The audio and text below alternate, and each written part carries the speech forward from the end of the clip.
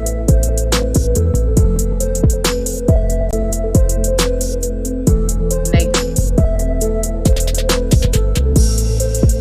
Yeah, so you can close the door if you want to. I've cooled down.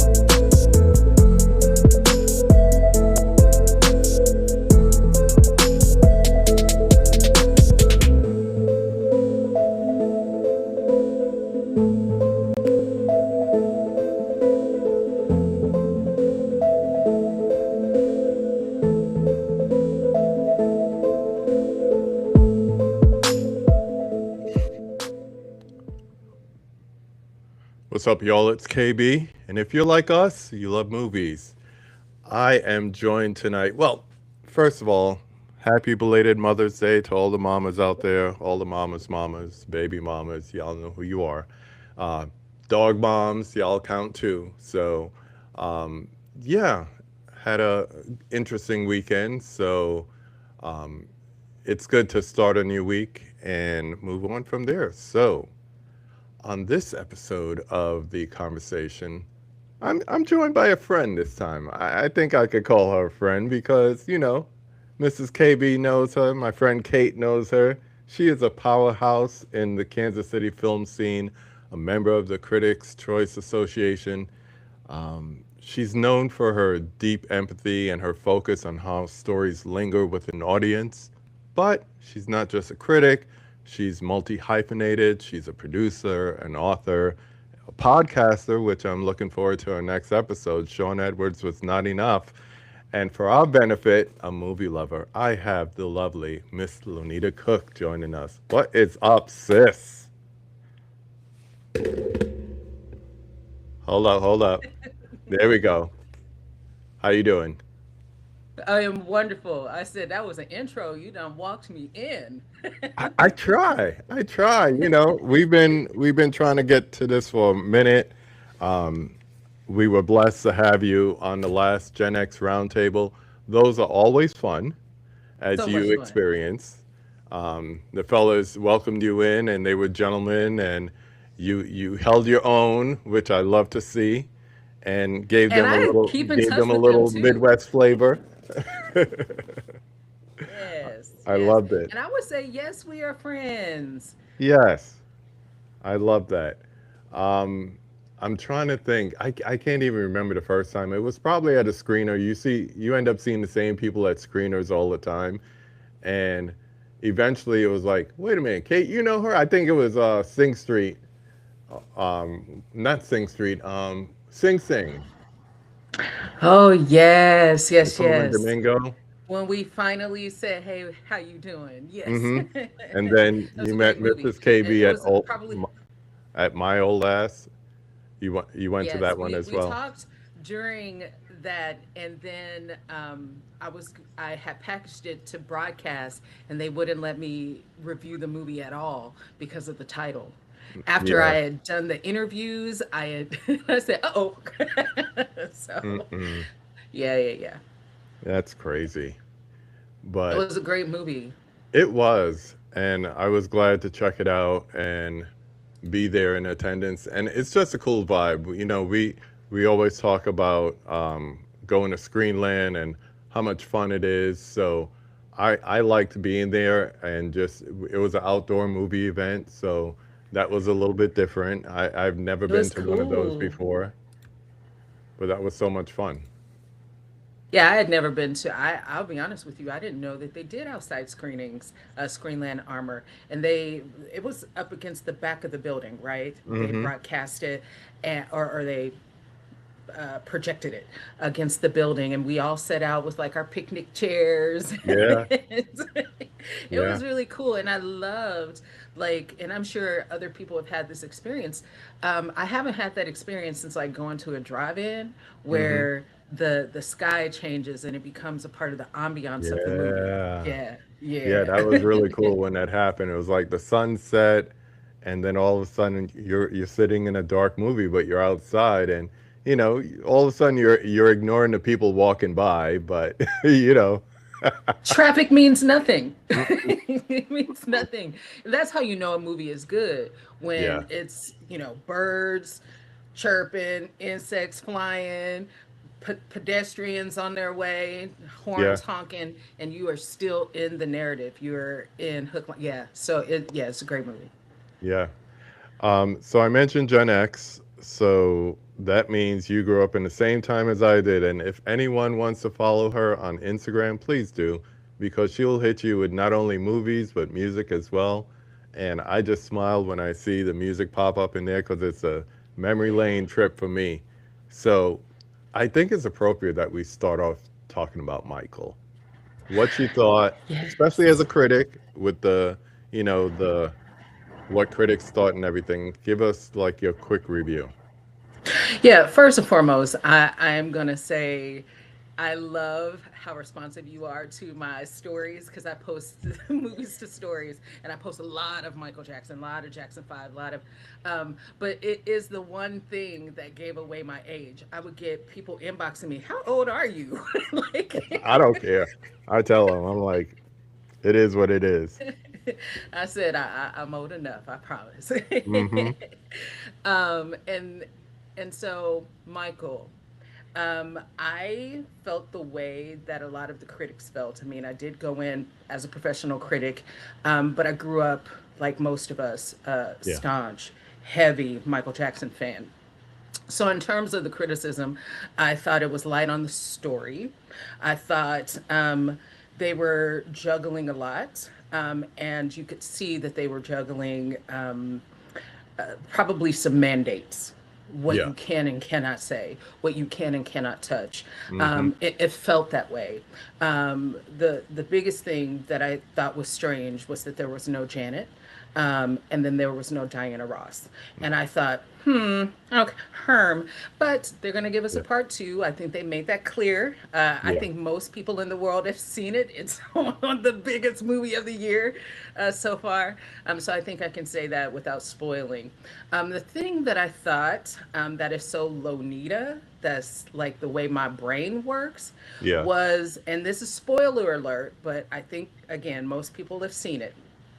So there is a scene when Katherine Jackson finally stands up to Joe Jackson, Mm-hmm. and she's wearing this white on white belled suit, which is the same thing that Tina Turner was wearing when she finally stood up. Yeah. And we see And that I and what's thought, love got to do with it.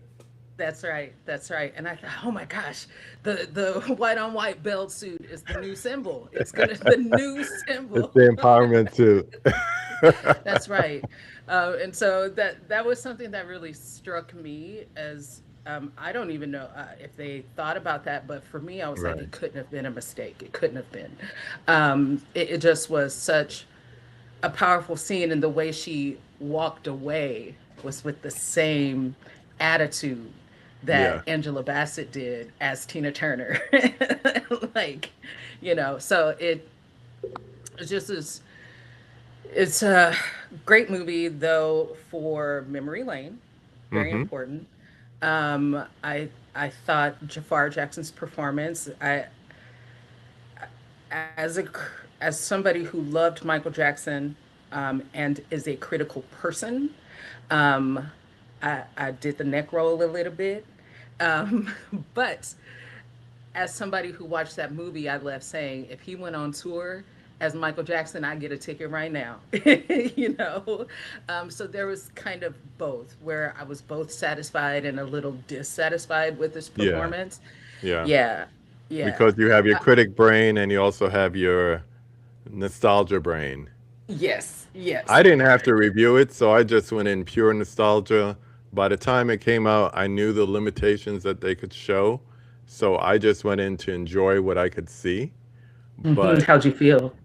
I, it was great. It was great because I didn't have to put on my critic's hat, and I think the disadvantage is that some critics saw the movie before they knew the limitations that they could do legally, and I did sit there saying, I see Latoya. Where's Janet? Where's Reby? Where's Randy? We're not talking Diana Ross. And then, Yeah. it didn't take much longer to find out why they weren't included. And I think even when I sat there watching the credits roll, the thing that stuck out to me, besides just thinking Jafar was great, was the EPs. Looking at the executive producers, all the brothers that you see, Latoya and his son Prince Michael, and I know that you are known for being at times critical about or outspoken about producers who use the media to kind of propagize, or Yes. shape narratives, Yes. and how it affects us as a consumer. So, with that in mind, what do you think about what they did and what they had to do? Because I don't think Sure. even if we got all the legal stuff, we were going to get a story about, all of the bad things in the legal cases because they're holding up a legacy. It's going to be sanitized. Yeah, that's you said it right there. It's not Michael Jackson's story. It is Yeah. the way that we connect with this legacy. That's what the story is. And that's what the draw is. I mean, he lived his life. He gave many performances. He was magic. He's the greatest entertainer of all time. And I don't know if you was gonna say this later, but my second favorite is Luciano Pavarotti. Okay, and that is a master, the king Mm, of the high seas. Okay, and still Michael Jackson is yeah. a phenom. He is beyond. He is Yeah. beyond. I loved Michael Jackson so much when I was in school that people from high school that I hadn't talked to in years, that I may not have really talked to in high school, called to check on me to see if I was Wow. okay. That's how much I love Michael Jackson. So that is gone, Yeah. right? What remains is our feeling, Yeah. and that's what they were giving service to. Yeah. Yeah, I don't know how much new things there are to reveal.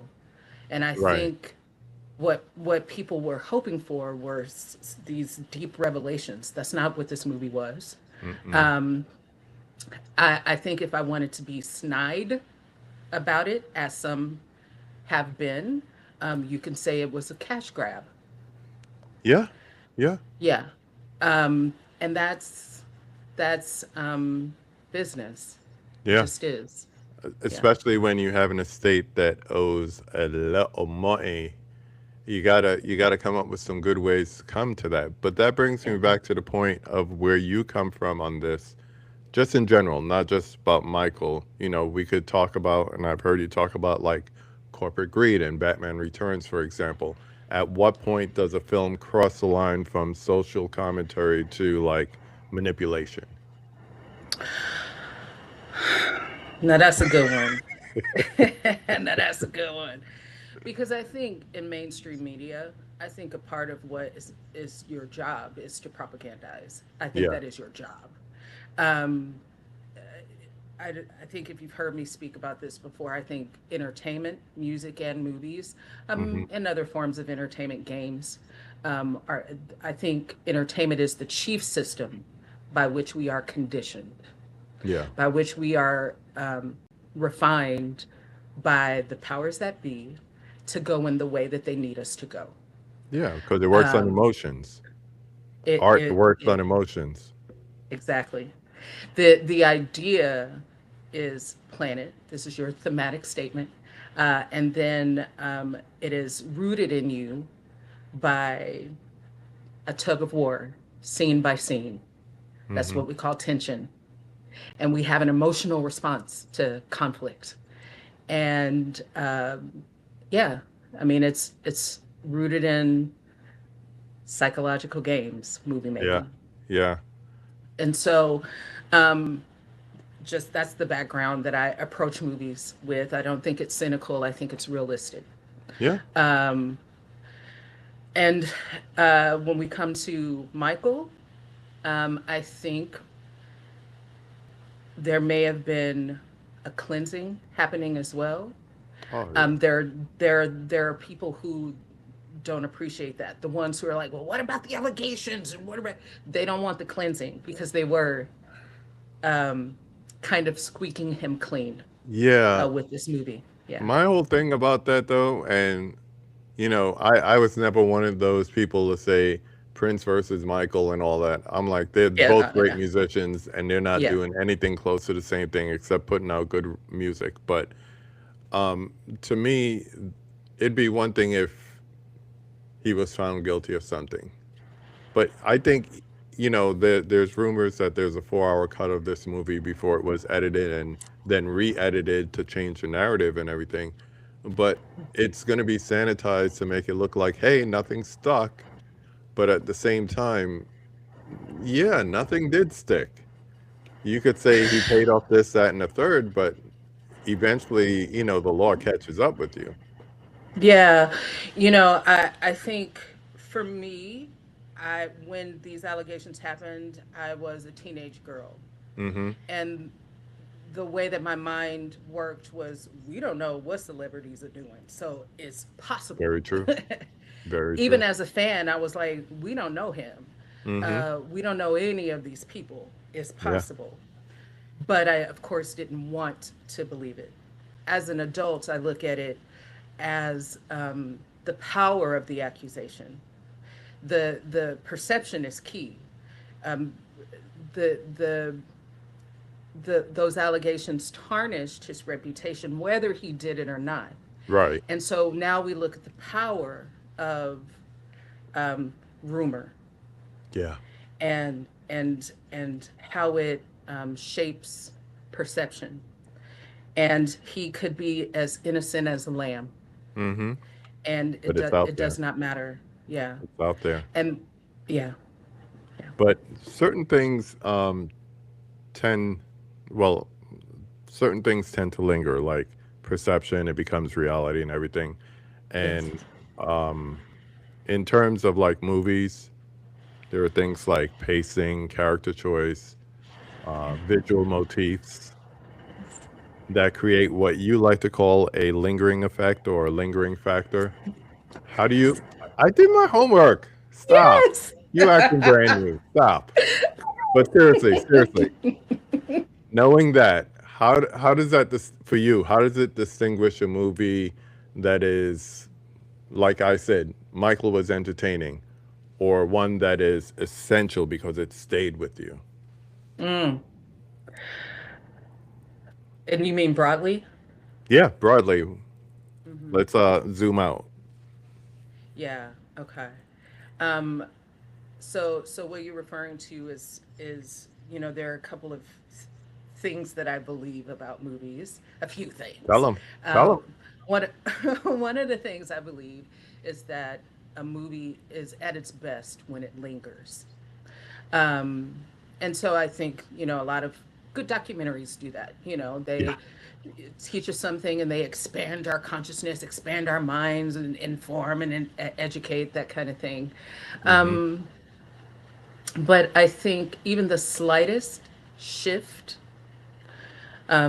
whether you've illuminated a part of the world that I didn't know was there, Yeah. and I'm going to bring that in as a part of who I am now because you did it so powerfully. Yeah. This for me is what lingers. And if we go back to the Jacksons, I think that's what, um, you know, let me interject a little bit. When I was in college, this professor was helping us. We had started this theater troupe, and what we wanted to do was perform, but not on stage. We wanted to offer performances to like history classes, Hmm. and that so come into your class and reenact something for right. Right. And this professor was helping us. He was kind of sponsoring us. We're a bunch of college kids. And we were like, we need to call ourselves something. We were like coming up with all these slick names. And he was like, call yourselves Conjure Theater Troupe, because that's what you do Yeah. when you entertain. You are conjuring, and he said a lot of different things. Mm-hmm. And in that moment, and this is something that lingers with me, I realized what the exchange is between the artist and the audience. And some of us are just spectacle, right? But some of us, we get in there.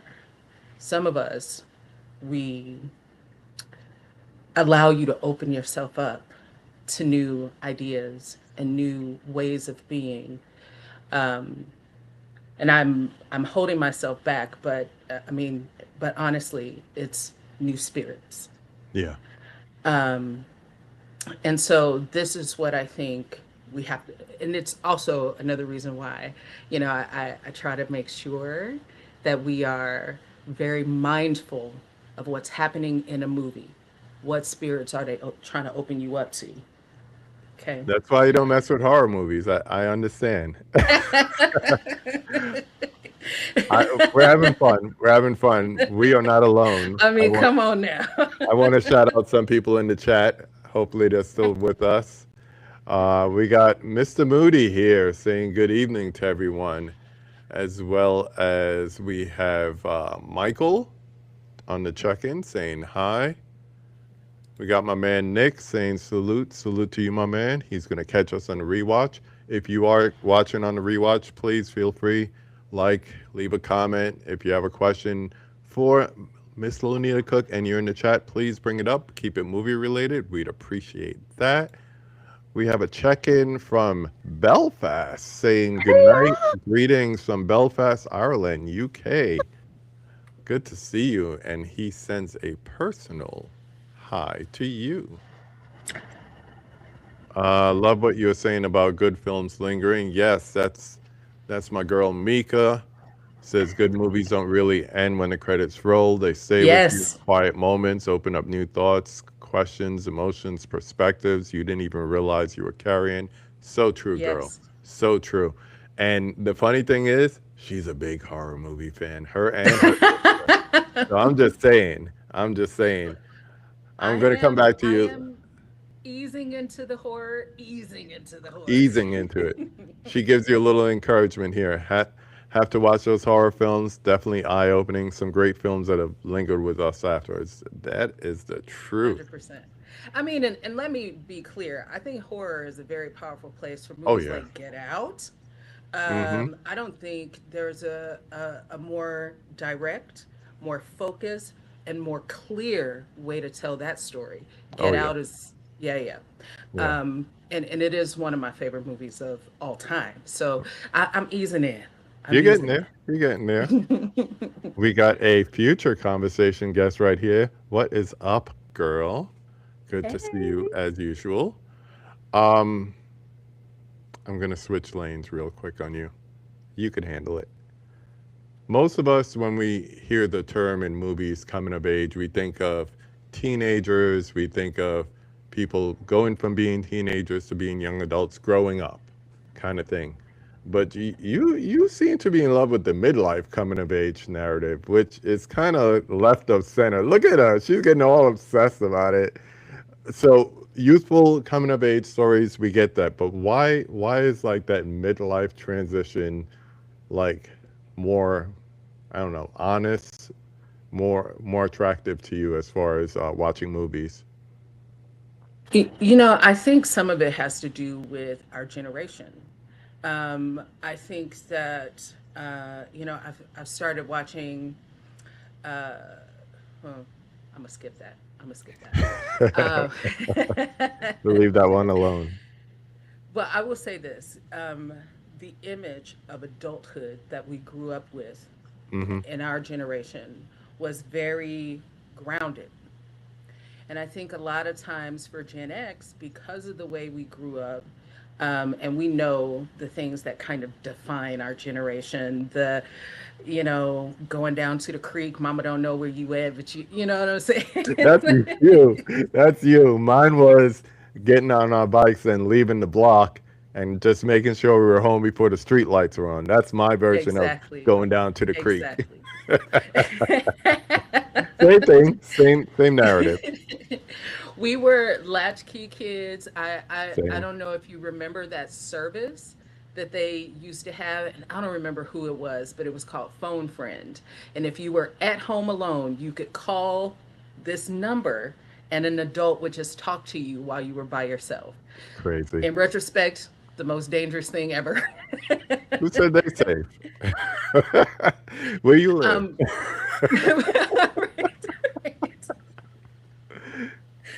was like, what were we thinking? Mm-mm.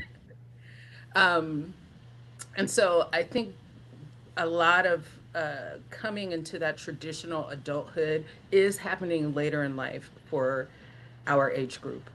Um, I think, getting in line on a lot of finances and romance and all these things. I think kind of categorically, we are maturing later. Yeah, yeah. Yeah. It's almost Um, like going through a second coming of age as we go through. I don't want to even call it midlife crisis. It's the midlife life. It's yes, not. it is It's not even a I mean, crisis. that's why I Crisis call it is a coming of adulthood. age is because I think and I'm going to use the word player, but I don't mean like boyfriend Hmm. girlfriend player, Yeah, yeah, but I yeah. mean we played, Yeah. we arcade, we are like, Creatively came up with yes, games, all that stuff. yes, and I think what we consider coming of age, and getting to know ourselves and being able to stand squarely in who we are. I think, in movies it happens in 18 years old, and it's like, really? Yeah. I was supposed to be doing that back then? No. No, we weren't doing that. We But weren't doing that. it is a way of like trying to show an example, and I think Mika just brought up a point very similar here, finding themselves. So Yes. it's an artistic expression of someone who was a kid now going into adulthood finding themselves. But that's just like the tip of the iceberg. Really, you don't find yourselves. I don't know what I like until I'm in my 30s, 40s, and then by my 50s, I know what I like, and I don't care if anybody else like it or not because Yes. I'm over 50, so I don't care. I really don't. Yes. In your And 40s, you and say it, but you don't really mean it all the time. In your 50s, you really don't care. And I that is really the don't part care. that I mean. In movies, when teenagers move out of that angst and they come of age, they know who they are. And it's like, I feel like 40 years behind. Sorry. Hmm. Yep. Like, Yep. and so yeah, that's why midlife coming of age tales are important. Also, but you're not putting us out to pasture. You Oh got no, no, another no, thing no. coming. We're doing a new thing Yeah. over here. So it, we're doing things that you didn't get to do, you won't get to do Yes, when you get to this stage either, because everything exactly. changes. I look at my own kids and they're in their 20s and everything. I can't tell them how to live life, and in turn, I can't say, look at what I did when I did it, because it's going to be different for you. I was married at 25. My youngest is about to turn 25. None of them are even looking that way. I'm like, please don't try to emulate us. It's not Yeah. that. It is, this world is not that world. And the Yes. expectations we had back then are not the expectations put on you now. So do not put it on yourself. We have a couple of questions and comments here. So we have a question about, does anyone enjoy Criterion Collection Blu-rays? I do. I've been collecting Criterion Collection since DVD days. I missed out on the Laserdisc, but DVDs, Blu-rays, 4Ks. I got at least one of them around here. But what do you think about Criterion Second Sight films? All boutique labels are all good because I think it gives studios a chance to give new life to movies that a lot of people forgot about. I got Wild Style. Matter of fact, I'm going to change the angle here. That right there is the Wild Style vinyl album that came from Arrow with my 4K. Nobody's really looking to put out Wild Style. I don't even know what studio originally put it out. But yeah, I'm a big fan of Criterion. Second Sight is my favorite import. Arrow, same thing. So all good stuff. Do you collect, ma'am? I do not collect. It's a And slippery slope. it is like, I do not collect, but I love watching movies. I mean, and I'll say this. I mean, the movies that we grew up on weren't just the movies that were coming out when we were kids, like Right. the Never Ending Stories and stuff like that. They were the movies that our parents watched Mm-hmm. and our grandparents watched. And so movies like Bringing Up Baby, I'm like, I Yeah, love that movie. yeah, great What I'm saying? slapstick. Yeah, and I mean it's just a lot of black and whites. I was obsessed with like Capra for many years, um, but I don't collect, Yeah, and but I do think in terms of preservation that this is, yeah, it's important. And then also folks who collect DVDs and Blu-rays, the conversation that we're having about physical copies right now, mm-hmm. material, um, the discs. I don't know if anybody's still doing VHS. A lot of people are doing VHS. Yes, Gen yes, Z is all into VHS now, finding copies that don't have mold, and they're into DVDs. So it's great. It's great to see a renaissance of older formats because they may not be in a financial position to afford those movies all on Blu-ray and 4K, but we could get VHS and DVD at 50 yeah, cents a movie. We could do yeah, that. So yes. they're doing it because they're discovering there's a whole bunch of movies that's not on streaming, or a whole bunch of movies that people have mentioned that they never heard of, and they want to be in the know. So it's great. Talking about movies, we have a question here. Do you have any favorite films of 2026, or any that you're currently looking forward to? That's a good question. I mean, there are movies that I like that have come out this year. Thank you for that question, by the way. I loved You, Me, and Tuscany. I heard that was Um, really good. I it missed is it. so good.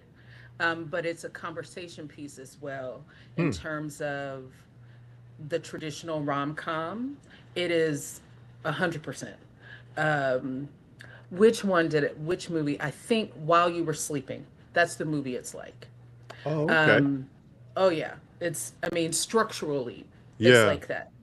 But there's this new demand um, from movies, especially as they move to streaming, where you repeat the information through dialogue Yeah. multiple times throughout the movie, Second which in our screen narratives.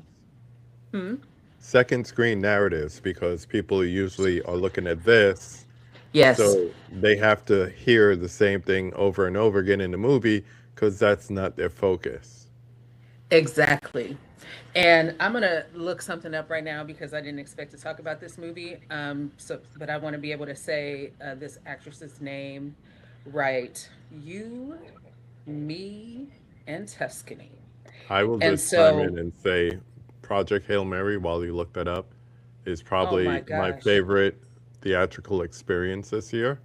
Besides people singing and dancing in Michael, that's another story. But that was great. um, Yeah. I was not expecting that, but I should have, because I'm such a big fan of The Martian, which Me too. Alex Weir being the same writer, and my Yes. wife hasn't seen it, so I was just saying, you want to go see Hasn't the seen The movie Martian? tomorrow before we before it leaves the theater, because you really need to see that on the big screen. So we might go to a evening matinee tomorrow and see it. Okay. So I'm gonna finish my point about Yeah. Yumi and Tuscany, but I agree with you. Project Hail Mary. Okay, okay, okay. It's a it's a better movie in a lot of ways than Michael. Although Michael, like you said, nostalgia on 1,000. Yeah. But yeah, Project Hail Mary was. I saw it twice in the theater. I don't ever do that. I was like, this movie was. I laughed. It's so funny. I cried Wow. like a baby. It even where it was obviously manhandling our emotions, because there are Mm-hmm. places where you like, Oh okay, yeah. I feel you trying to get in here. Mm-hmm. I was like, I'm gonna let you. It's okay. Yeah. So just yeah, that's the movie. I agree with you. But in terms of Yumi and Tuscany, there's a thing that they do technique wise to meet that new demand of repeating with dialogue. So the character Claire that we see in the trailer, her friend that makes the Shonda Rhimes joke. Yeah. She's used kind of like the Greek chorus throughout the movie. Ah. Yes, and I thought it was so genius the way that they structured this whole thing. Is very clean, moves very easy. There's no dead weight at all. I mean, and Reggae Jean, Yeah. Yeah. We don't have to go there. We don't have to go there. yeah. So just beautifully acted. I think that Halle Bailey is star, Yeah. superstar in the making. If ever we get superstars back, she Yeah. is. Yeah, but yeah, I know that a lot of critics compared it to different rom-coms, but structurally, it's most like while you were sleeping. And so what that means is you have to suspend disbelief. Disbelief. Yeah. Yes, you I have to. get it. I get it. Yeah, yeah. We got Gunji on the check-in saying hi to both of us. Hope you're doing well, sir. Always good to see you in here. Um, we were just talking 80s movies, being Gen Xers, all that stuff. Describe what mayhem and magic is. Where you get that from? Give me the context of where I said that. You coming No, with the thunder. talking about, irreverent golden masterpieces of the 80s, and you have your own. So, what is it about the 80s? Because I don't care. You talk to horror fans, you say when was the best decade for horror? They'll say the 80s, the Oh slashers, yeah. whatever. You talk to popcorn movie fans, they will say the 80s, Back to the Future, Indiana Jones, all Yes. that stuff. So, what is it? What is it that describe what? I'll start over. What is it about the 80s that this can be described in mayhem and magic? Ooh, thank you for that. What did I write that in? Because I wrote that and I was and it was like absolutely exactly how I felt. But applying that, yes, to the 80s, I always say it is the Hollywood Renaissance, Hmm. and um, I think that that was the combination that made those movies so powerful. Something like The Never Ending Story is both magical and it was scary. That's a scary movie. Yeah, there was some scary elements, Um, especially as a kid. yeah, and they didn't have no problem scaring kids. No, no, there No was problems. so many things in those movies that we grew up on that was downright kind of creepy. I mean, I know people who got scared of gremlins, and it was like, it was okay when it No was Gizmo, but problems. after midnight, that was a different story. No problem. The Mogwai's so cute Until he's not. until he's not. And this and what that produced in us, I think, as a generation, was that same combination. Yeah, We, yeah, yeah. I mean, I think it's what defines our hardcore. We are hardcore, and I true. think we are both wondrous, right, and dangerous Yeah. at the same time. Yeah, yeah. See, as we say it, never ending story was traumatic too, especially the horse scene. Took us out. You got that? Yes. Also, I think about the 80s, the thing, and of course, we've had other decades that have had needle drops and everything. I'm really big on needle drops, especially because of Project Hail Mary. Hello.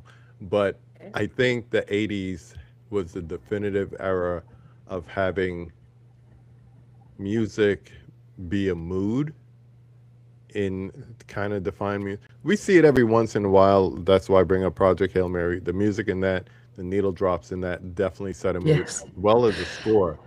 But I was just gonna say, not the score the, too, yes, the score just the is, music overall. yeah, Yeah, yeah, but you mentioned like we grew up not only watching the movies that were our generation, like the Star Wars and the Indiana Jones, the Rockies, all the blockbuster stuff, but we were at home watching the movies of the week and watching what our parents grew up with. I had no business watching Sound of Music and Ben Hur and all that so many times, but there's so many, whether you're talking soundtrack or score, there's so many movies in the 80s where the music is tied to the movie. So speaking of what our parents watch, I don't know how many times I watched Superfly. I told you, you're going to bring up a movie, I'm going to show it. Yes. And as an adult, I was like, huh, I probably shouldn't have seen that so young. Mm-mm. Mm-mm. And so many times. And that soundtrack, let me tell you, Curtis Mayfield. And I grew up I on knew, his music too. My yes. dad, he wasn't. I was just telling this story the other day. Um, we had our stereo in the attic. Bad place to keep music because vinyl melts. But I had to go up a flight or two flights of steps to change the music because since the age of 4, I was a family DJ. So it helped me later on when I could actually get paid for being a DJ. But I knew all that music. I knew the Curtis Mayfield. I knew the Jefferson Airplane before Starship. I knew the Burt Bacharach and the Engelbert Humperdinck. And I knew all the calypso, all the soca music because my parents are from the West Indies. And I knew all the hip hop and all the R&B because that's what I was hearing outside. And it just opened up our minds to all these different genres. And I mentioned genres of music because I want you to put on your producer hat for a moment. You're producing a film today and you want to capture the soul of like this decade, not going back, this decade.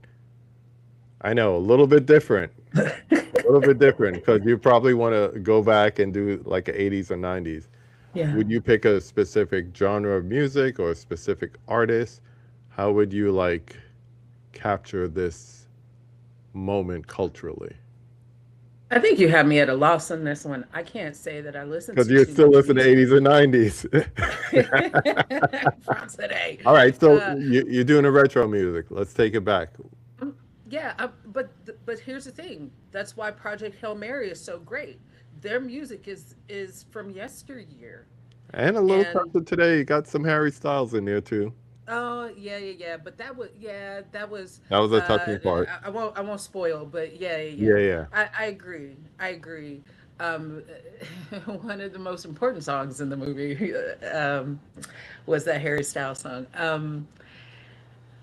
Yeah, I'm trying to think. I would probably want to work with an artist who's been around a while. I mean, I'm not producing at the level where I could afford somebody like that yet, Mm-hmm. but That's the some dream. can dream, right? Right. Um, but somebody whose own music, even though they are producing and distributing for today, their own um, lineage is from the music that we know and love, that Yeah. their own roots are are in the greats. Um, they understand musical genre from around the world. Mm-hmm. Um, I think that's important. I think that's probably what I would do. One thing that I do love about what's happening now, particularly with social media, is the access to music, um, kind of indigenous music, as well as all the way to pop music from around the world. People Yeah. are sharing their culture online, and we can access um, these sounds, um, the sentimentality in it, the energy of it. And I think people who understand music composition, Yes. yeah, Yeah. yeah.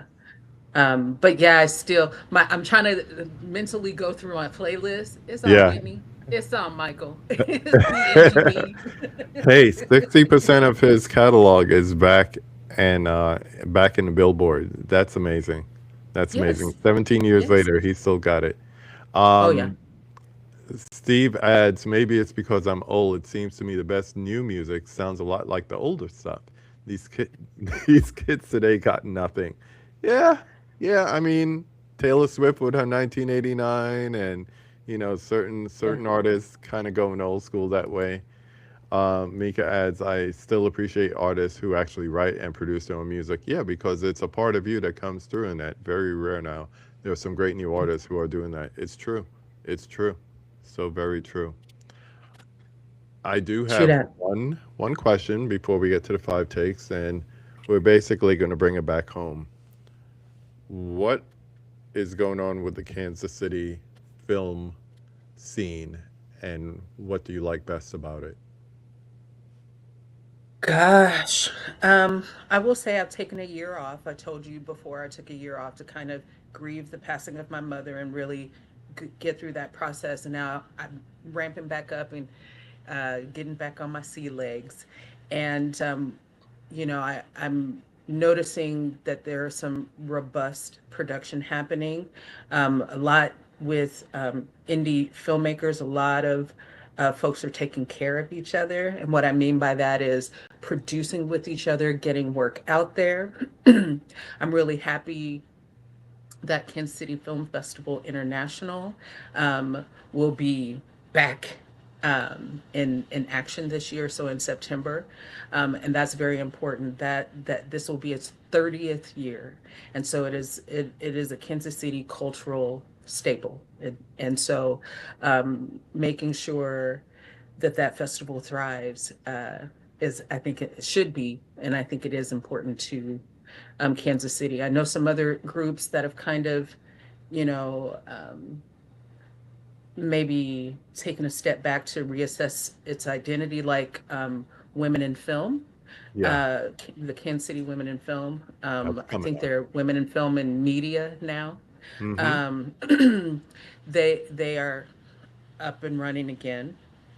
I if and this is not really a shout out, but if I can say, I sit on the board of Inclusivity Media, and it is an organization that isn't just about cultural diversity, racial diversity, but really focusing on including diversely abled creatives, and that's really important to me. That um, yeah, diversely abled folks get to be in mainstream creative circles Yeah. and contribute and participate. And that's happening right here in Kansas City. Um, and yeah, I think that the film incentive on the Missouri side has Mm-hmm. been really effective. Um, Last year, they did shoot some of Ted Lasso season 4 here, and that Ted Lasso season 4 will be back in August. They just released the trailer, and so I'm super excited to see everything that happens for this upcoming season. Yeah, I think there's some resurgence happening right now. Yeah, and you mentioned a very Yeah, important piece that people within the community are helping each other. I think it used to be the biggest challenge was the technology, but now technology is not the case. It's getting people to back you and support you and help you get your projects done. And so it's nice to see, you know, oh, you direct my film, I produce your film, I help you raise money for this one. Oh, this actress was great in my film, you should have her on yours, kind of thing. So I love seeing that even from an outsider looking in. I end up just seeing the end results, or a couple of people that I know and following them as they might be doing a short or making a feature, as the case may be sometimes. And I just love to see it because you know it's different when you think of somewhere like New York, LA, even North Carolina, Georgia. But when people think of the Midwest, they don't think about the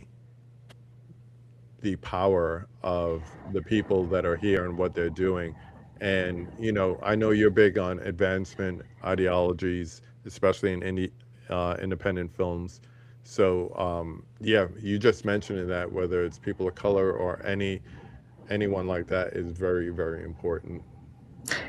And I will say, and if you allow me, I want to talk a little bit about my creative partner. Can I do that? Is Sure that all thing. right? Um, and this is kind of a, before I was like busy, busy, busy, and I met this guy. I was executive producing this short film locally, and he had come in and auditioned. This is I don't know, probably like 6 or 7 years ago, something like that. And he was so funny, and I was laughing in his audition, and it was like, I remember this guy. And then I would see him out in the community. I'd be like, "Hey, we need to get together," for like 7 years. That's how it happened. How it I'm like, happened. we need to. And then last year, I just said, you know what? I'm going to reach out to him. I don't know why. And he has turned out to be one, an angel. So kind, so generous, and just generous of spirit, which is, I think, very important in collaborative relationships. Um, and I just thought, I waited 7 years to reach out to this guy.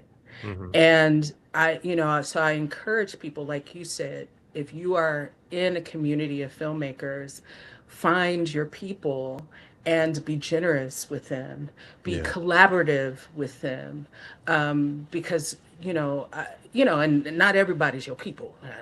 Like we we know this, but it is very important to find your people. And so that's just something that came out of being in the Kansas City community, and finally just taking that leap and saying, I'm going to reach out. Yeah. And yeah, he's my creative person. Yeah. You didn't give his Yeah. name though. His name is Prakash Cuddy. I don't know if he's watching. I invited him to watch, but he is a very busy man. I hear that. Um, yeah, and if he's here, hi Prakash. Shout out to all the producers in KC doing their thing. We Yeah. love to see it. Um, yeah. Yes to inclusiveness in film. I'm a social worker who works with disabled, so love hearing the focus on the disabled. Yeah, that's awesome. That is so good. All right. You ready for the five takes? I got my list. All right. I'm going to change the angle again. The five takes, the five questions we ask all our guests at the end of the conversations. We start like we always do with number one. Name the film that made you fall in love with the movies. Let me see if I got it here. Go ahead. Okay, so I'm gonna preface it with, um, there are a lot of movies that I love, but the movies that I love the most were the ones that I watched with my mother. That was the biggest way that we bonded. My mother was a Trekkie. She loved westerns. She liked action movies. And I don't know if you found me. Our favorite movie to watch together was Dune, David Lynch's Dune. But that is incidentally not the movie. Yes, that is my favorite movie of all time. But it's incidentally not the movie that made me love movies. You Okay. ready? Yeah. It is All That Jazz. Criterion Collection, way back there in the You A. have At the it? beginning. Of course I do. Bob That is so Fosse, cool. Yes, Showtime. yes. Come on. Directed by Bob Fosse, is semi-autobiographical. What year did it come out? It came out in 1979. And of course, I was a very young little tyke. I think I was 4 or 5 years old, something, when it came out. Another movie you And shouldn't have been watching. another movie I shouldn't have been watching. But there was the scene with the mom and the daughter, and Hmm. they're in their ballet clothes, their tights, and their leotard, and their slippers. And my mom got us all of that, and I did that back then, and she tickled me, and it That's is. cute. And from that moment on, any movie like Crush Groove, Fast Forward, Fame, any of those movies, they give me that same feeling. And so Oh, yeah, that was the first movie that made me, oh my goodness. Yeah, that's so cute. I'm I love hooked. it. Yeah. All right. Number two. Name 5 of your favorite films, movies, what have you. Okay, so this one I did by category. So my Okay. favorite palette cleanser, if I'm having a bad day and I need to watch something to kind of turn my day around, I go to anything Jason Sudeikis. And my Tasty my local. go-to is Horrible Bosses. Okay. I love it. I've seen it way too many times. But if it's not available on any of the streamers, I will do Sleeping with Other People, We're the Millers, and then season one of Ted Lasso is my favorite piece of television. So, I love Where the Millers, all the way to the credits and the outtakes and all that. Love it, love it, love it. yes. Second one. My favorite princess movie is Coming to America. Yes, she's your Yes. queen, Queen. queen, queen to be. There you go. That's back Yes. there, somewhere there. Oh, it is. Eddie, Eddie my Murphy favorite is a Eddie movie. genius. Hmm. My favorite Eddie movie. Yeah. Yeah, I would say it's my favorite Eddie Murphy movie too. I loved them all back in the day, Mm-hmm. but Coming to America for me was where his genius really shone. I think with like the buddy cop movies that he was doing, he had to, you know, give in on a lot of things. I mean, but Coming to America had the things that I appreciate, the comedy. Um, like I said, it's a for me, I see it as a princess movie.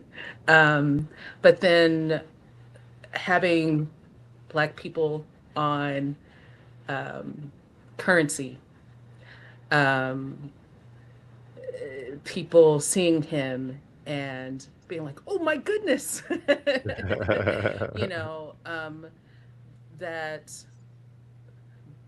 blackness is something to adore, Yeah, where a lot of times we see it as something to abhor.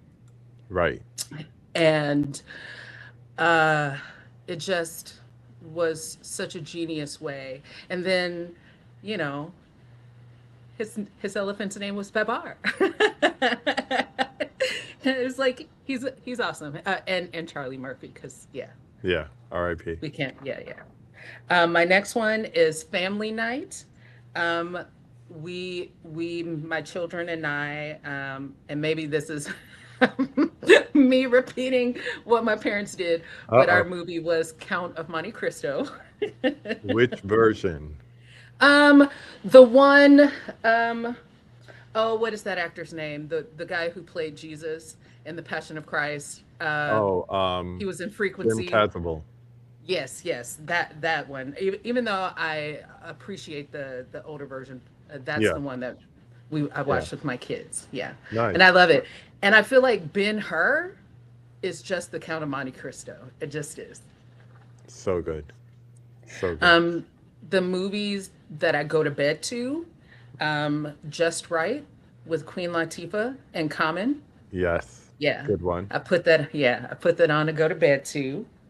Um, and I think that was five, right?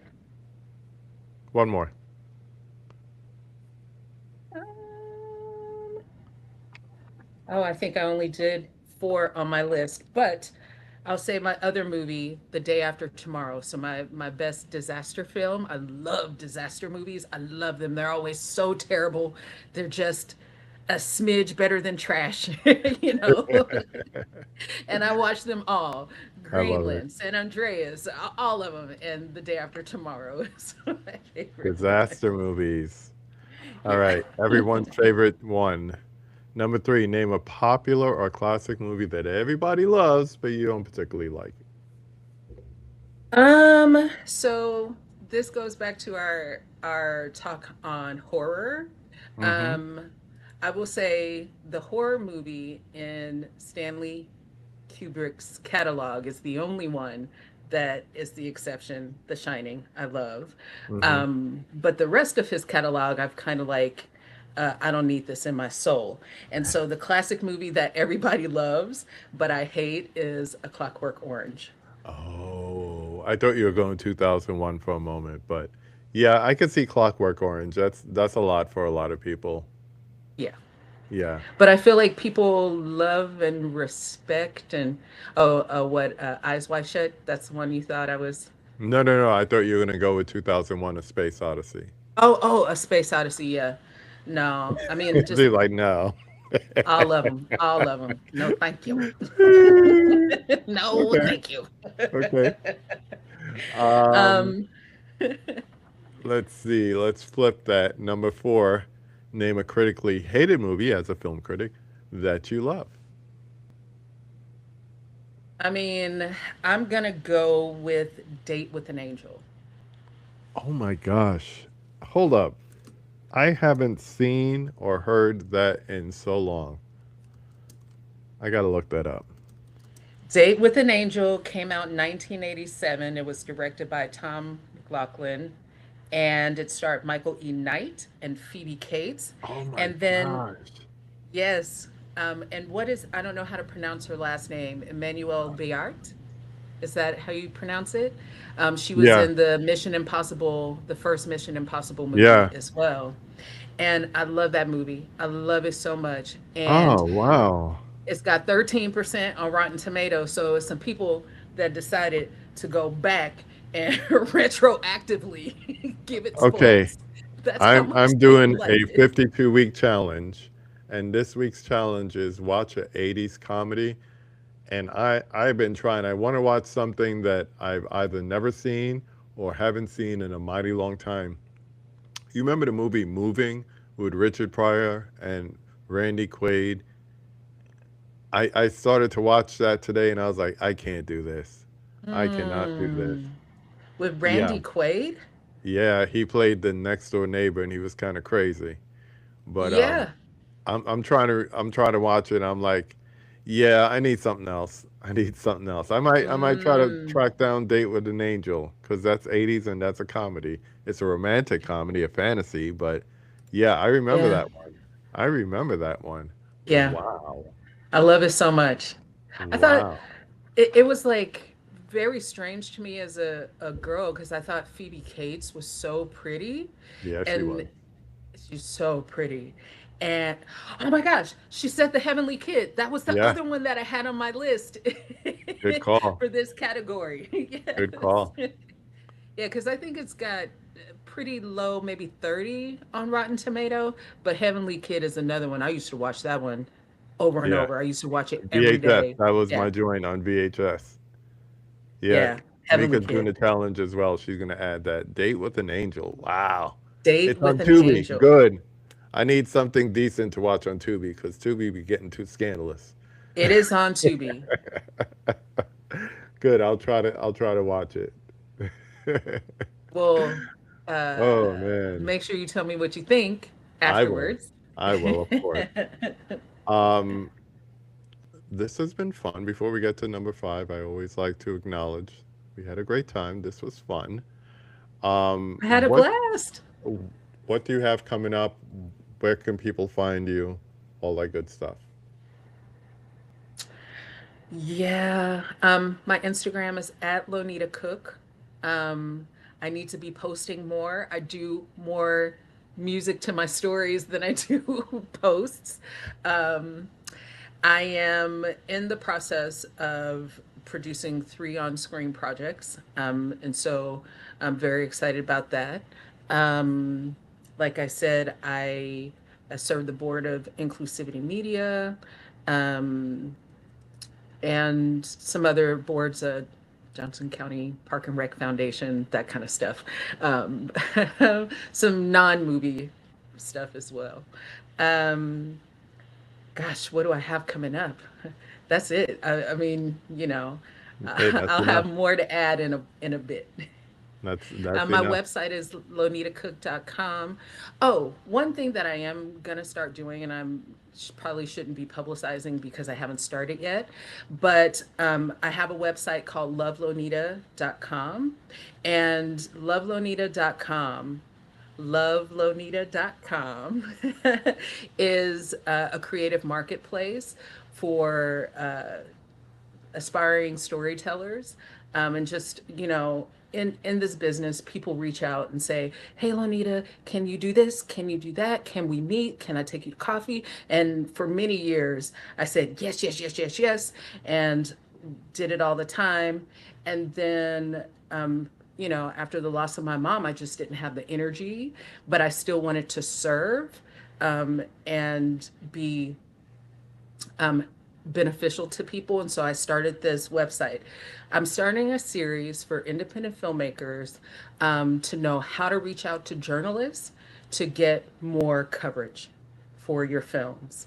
Um, I've been on the receiving end of folks, lots of people from independent filmmakers from around the world, wanting me to watch their movies, and I have always tried to review their films. They want quotes for their website or for their jacket covers, whatever. And but a lot of times journalists are just too busy. And Right. so I teach you how to structure your emails for convenience for the journalists. And then the things that need to go into the emails, like production notes. Most independent filmmakers have never heard of production notes. Right. And they're like, I can send you the trailer. It's And a I lot more say, than that. yeah, you don't want to send the trailer, just send the production notes. And this is just observation from me and my colleagues, and what I think they respond to. Most of my colleagues are being courted by the studios. And so these independent filmmakers have to compete with studio outreach. And so I teach you how to structure your emails like the studios do. I teach you how to make production notes that look studio grade. And so this is a series that I will be coming out with. I have 2 articles on my website right now, studio grade production notes and your email outreach, and one type of email, because they look different if you're asking for a review versus inviting me to a screening versus inviting us to interview you and your cast. Those emails look different. Hmm. And so you can get a free checklist. You can also get sample production notes that I designed, um, that you can just get. So for free, Yeah. for Yeah. free. So thank That's you for letting me say that. oh yeah, no problem. So as we land a plane, we have number 5. So now you've been on it. Number 5. Who'd you like to see me have a conversation with on this channel? We mentioned him before, I think, in this conversation. Have you talked to Sean? We are high by status. That brother is always busy. I would love to go in with him because we have so many commonalities. Our love for Spike Lee, our local love for Kevin Wilmot. So he needs to be on here too. So yeah, Yeah. I would love to do that. I would love to do And that. we're talking about Sean Edwards, if you don't know. As I just interviewed him recently, and I think in my research, if I'm not wrong, he is the oldest running Black film critic in the history of broadcast television. That's awesome. Is That is so and awesome. and and I'm just like, we got that guy in our backyard. Yep. Yep. Sometimes I Yeah, see him on. It's just like you're like, "Yo, what's up?" And it's like, "Wait a minute, he was on yeah. TCM. Hold up, I better come correct." So, no, Well, he's a good dude. he's He's a good dude. wonderful. He is on the board of the Critics' Choice Association. He is the founder of the Celebration of Black Cinema. Yeah, he helps produce the big show, the Critics' Choice Awards in the beginning of the year. He is just amazing, amazing. And if I can help facilitate, let Yeah, me know. yeah, I would love that. I want to thank everyone for checking us out, whether it's live or on the replay. As I said, if you like what you've seen here, please, first thing, follow this lady. And then, of course, like, comment, subscribe if you're into that. But I want to thank you again for coming on. And you know what? I'm probably going to hit you up next time we have the next roundtable because I don't mind bringing people back, and especially get different perspectives. That's more important to me than, oh, she was on the last one, she don't need to come on again. But I will definitely hit you up to come back. So Well, if you you got to have have a, me on the round table if we yeah, do TV. Same chat we had yeah, before, but TV. yeah, that is going to be quite diverse because something tells me we didn't all watch the same thing. But that's what makes it interesting. So I think that will be so much fun. Thank you again, everyone, for watching. As I always say, go watch a movie. Have a good night.